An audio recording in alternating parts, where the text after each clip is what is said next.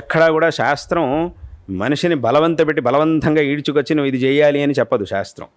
నీకున్నటువంటి శక్తి సామర్థ్యాలపై ఇప్పుడు ఒక 100 రూపాయలు ఖర్చు పెట్టి ఏదో ఒక మంచి పని చేయాల్సినటువంటి సామర్థ్యం ఉన్నవాడికి శాస్త్రం నువ్వు 100 రూపాయలు ఖర్చు పెడితే సరిపోదు, నువ్వు 1,00,000 రూపాయలు ఖర్చు పెట్టాల్సిందే అని ఎప్పుడు శాస్త్రం చెప్పదు. నువ్వు 1,00,000 రూపాయలు ఖర్చు పెడితేనే నీకు మంచి చేస్తాను, లేదంటే చెయ్యను అని ఎప్పుడు శాస్త్రం చెప్పదు. ధర్మం కూడా అలా చెప్పదు. శాస్త్రం ఏం చెప్పింది అని అంటే, నీకు దగ్గర ఇంతే సామర్థ్యం ఉందా, అయితే దాన్నే నువ్వు చెయ్యి, నీకు కావలసినటువంటి శ్రేయస్సుని నేను ఇస్తాను అని ధర్మం అని శాస్త్రం మనకి చెప్పింది. అందుకే స్వయంగా భగవద్గీతలో కృష్ణ పరమాత్మ ఏం చెప్పాడు?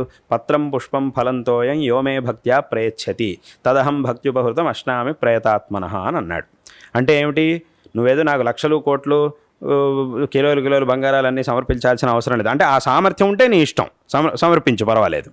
కానీ ఆ సామర్థ్యం కనుక నీకు లేదు అని అంటే, ఆ సామర్థ్యం ఉన్న వ్యక్తిని చూసి అయ్యో ఆయన ఎంత చేస్తున్నాడే నేను అంత చేయలేకపోతున్నానే అని నువ్వు అస్సలు అనుకోవాల్సిన అవసరం లేదు.